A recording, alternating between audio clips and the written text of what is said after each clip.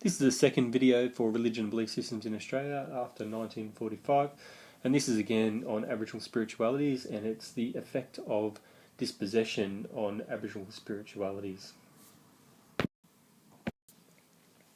So in this section we're going to have a look at a few examples of dispossession and some policies that apply to Aboriginal people. So we'll have a look at the initial dispossession of Aboriginal people with the arrival of the European settlers, and then we'll have a look at two separate policies and how they fit in with Aboriginal people. So that's protection and then assimilation, and then we'll have a look at the stolen generations. And the key part of this is that for each one of these different areas, particularly protection, assimilation and the stolen generation, we have to have a really good understanding of how that has had an impact on Aboriginal people, because it has separated them from their kinship groups, which we've already mentioned in that last stem, how important kinship groups and those ties with kinship groups are for understanding and communicating the dreaming, and also separating Aboriginal people from the land, which we've also mentioned is incredibly important for communicating the dreaming to Aboriginal people through sacred sites, ceremonies and rituals that can only be performed in certain places, and totems, which are also linked to geographical locations as well. So that's where the argument comes from in all of these areas. So the first thing we need to have a look at is the initial dispossession of Aboriginal people, and this occurred with the original arrival of European settlers a couple hundred years ago. And with the arrival of European settlers who were looking for land, they started pushing Aboriginal people further and further away from their traditional land where they had lived for millennia, in their search for good arable farming land and grazing land for cattle. And the reason that was allowed to happen was the concept of terra nullius, which was the argument used back in England as the reason why it was legal for the European people or the British people to take the land of the Aboriginal people, which was that the Aboriginal people weren't effectively using it and could show no ownership of the land because they weren't farming it and they hadn't fenced the land essentially. And that was sort of, I suppose, justified as well because the British people didn't see Aboriginal people as being high up on the evolutionary scale. We have to remember that we're in a time where Charles Darwin's understandings of the nature of species have sort of gained a bit of a following, and people sort of didn't see the Aboriginal inhabitants of Australia as being as far up on the evolutionary scale as the Europeans were. We know now that that understanding or that interpretation of Charles Darwin's The Nature of Species is completely wrong. And then in a lot of respects, or in many respects in fact, the life that Aboriginal people had here in Australia was far more healthy and beneficial and community minded than the lives of the people who were settling in Australia from Europe. So with the original arrival of the Europeans and the beginning of settlements, especially I suppose to start with in Sydney, we start seeing Aboriginal people being dispossessed of the land because the white people are moving further and further into it, and these Aboriginal people are having to move further and further away. And the problems with the Aboriginal people trying to maintain their sources of food are also causing issues as well, because Aboriginal people are they're hunting there or trying to hunt animals on their traditional land and subside that way and live that way, and the European people are they're sort of, I suppose, they're competing with the European people for food, and that caused tension and eventually erupted into violence, and a lot of violence was conducted against Aboriginal people. We have lots of examples of Aboriginal people being murdered and shot at and massacred, in lots of examples of massacres happening against Aboriginal people, and poisonings and those sorts of things as well. The arrival of the Europeans also brought a lot of disease that the Aboriginal people were susceptible to because they hadn't built up any antibodies to protect them from those diseases.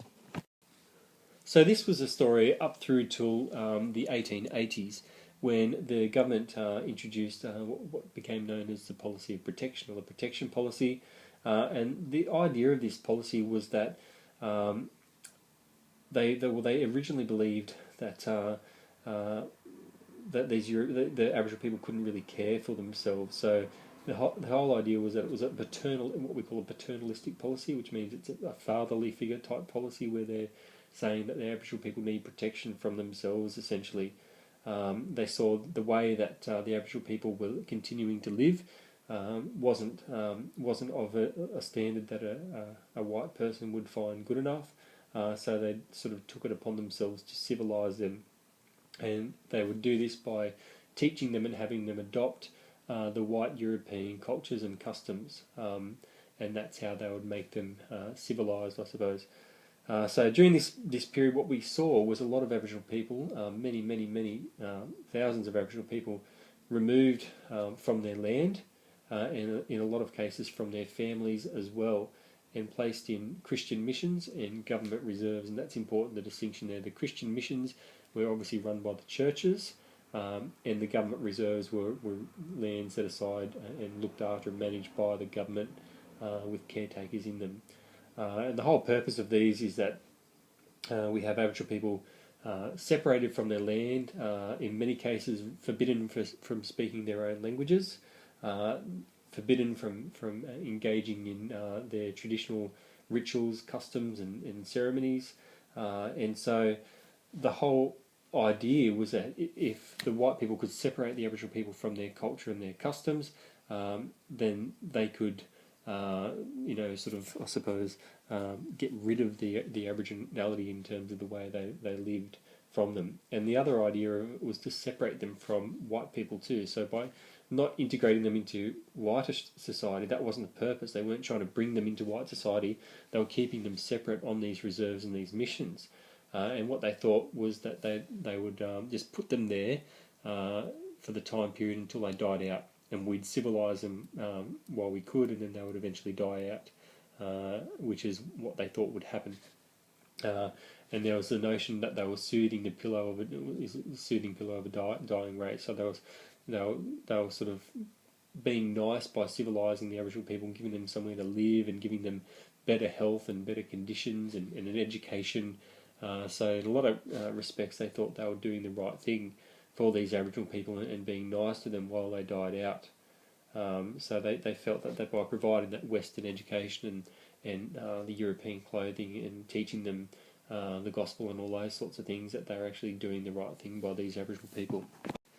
So the next thing we have to do is we have to link that back to the policy of protection, back to Aboriginal people, and really it's incredibly important that we have to remember that they've been removed from their land and they're not allowed to practice their traditional sort of customs and rituals and speak their language, which is a way of communicating their understanding of the dreaming too. So it caused irreparable damage to Aboriginal spirituality because the Aboriginal people were separated from their land, which is the medium through which the dreaming is communicated. So by putting them on reserves and missions in this policy of protection, they were separating them from their land, which is incredibly detrimental to their spirituality. We have to remember that the missionaries and the government reservists, people managing those government reserves, didn't realise the damage that they were doing by removing them from their land. And what's also important too is that they were, in a lot of cases too, because men and women were often separated, it was separating them from their kinship groups and removing those ties that they had. So their totems, their ceremonial rites and rituals that they were responsible to conduct were not able to be conducted, so that link was severed. So they're linked to their ceremonies and their rituals and their artwork and their culture. And all those things was severed by removing them from their land, and that's incredibly important to understand. Because they had been isolated from or they put in a position where they couldn't communicate through their actions and through their language, it meant that they were losing a lot of their Aboriginal spirituality as a result of the actions of the white people through the policy of protection. So to sum that up, essentially it meant for Aboriginal people an absolute loss of their spirituality, which was irreversible, because a lot of that information that would have been passed down from sort of generation to generation, and people being brought into these new understandings throughout their lifetime, that ceased to happen for many Aboriginal people, and in a lot of cases many whole clans lost their entire understanding of the dreaming. We've got an image here of one such Christian mission. You can tell it's a Christian mission because you have a priest or a brother there, or an abbot, there it is, an abbot is there in the image there, and this is an orphanage for young people. This is an orphanage for young girls in Western Australia, and if you notice, they're all wearing Western clothing, in the majority of them are Aboriginal children. The next policy that we'll have a look at is the policy of assimilation, and this started sort of in the mid 20th century, and this was recognising that the Aboriginal people weren't dying out, and that they needed to do something with the Aboriginal people, and they thought the best thing to do would be to assimilate them into white society, so to actually bring them into the white community. And this was particularly sort of the focus for this initially was what we call half-caste children, which is a derogatory term which is applied to mixed race children, so children of who have one Aboriginal parent and one white parent. They hope that these people could eventually be assimilated into the Australian community, and then through a couple further generations, there's an image which depicts this in the iBook. You'll see that they thought maybe they would be completely bred out. Aboriginal people would be their aboriginality in terms of their appearance would be no longer noticeable after the third generation.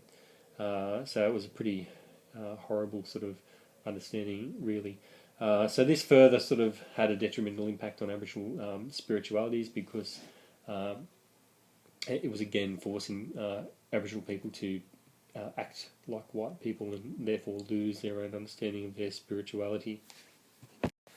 So because through the policy of assimilation, Aboriginal people were not expected to, and not really allowed to, engage in their traditional rituals and ceremonies, and they weren't allowed to generally speak their own language, and couldn't sort of engage in those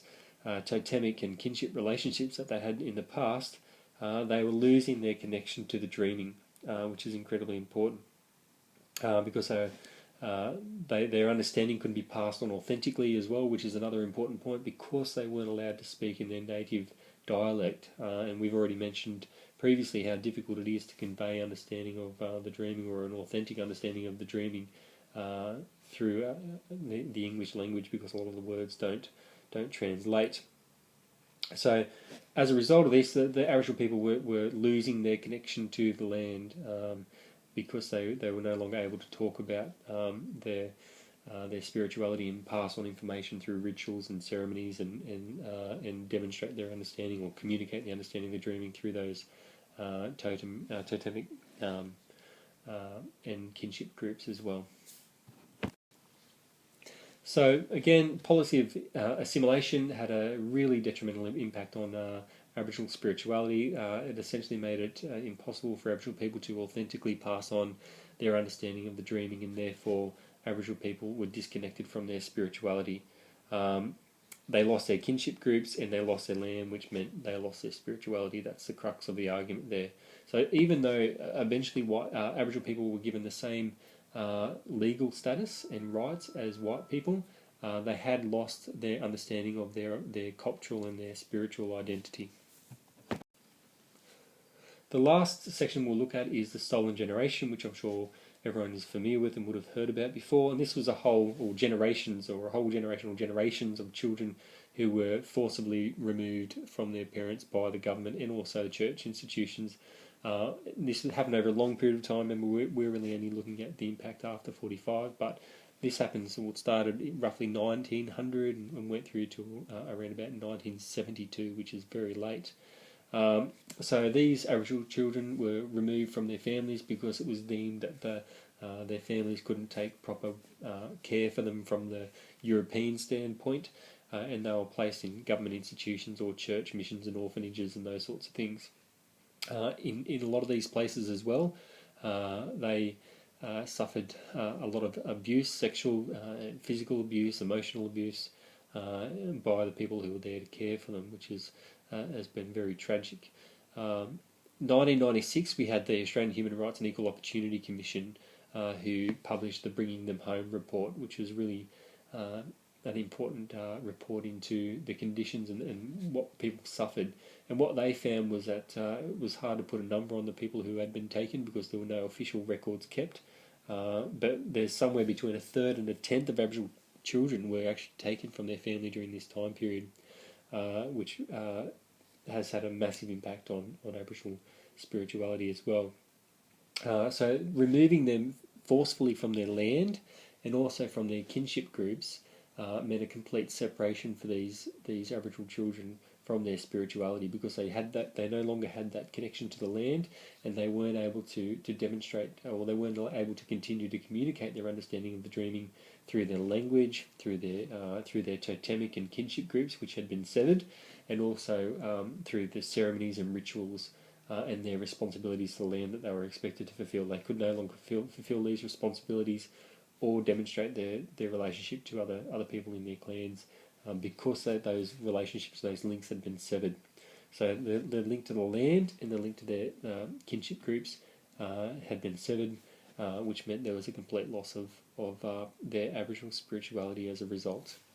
So that's an overview of the impact of dispossession. Overall, it's had a very negative impact. If you were asked to talk specifically on the dispossession of Aboriginal people and the impact it's had, you would start off by saying it's had a negative impact, and you would focus on the fact that for Aboriginal people, their understanding of their spirituality is inextricably linked to the land, and how removing Aboriginal people from their land and their kinship groups has severed those links and made it impossible for Aboriginal people to communicate their understanding of the dreaming, and therefore they've lost their understanding of their spirituality. Obviously, you'd go into more depth and provide lots more examples, but that's about the overarching way you would structure those sorts of responses.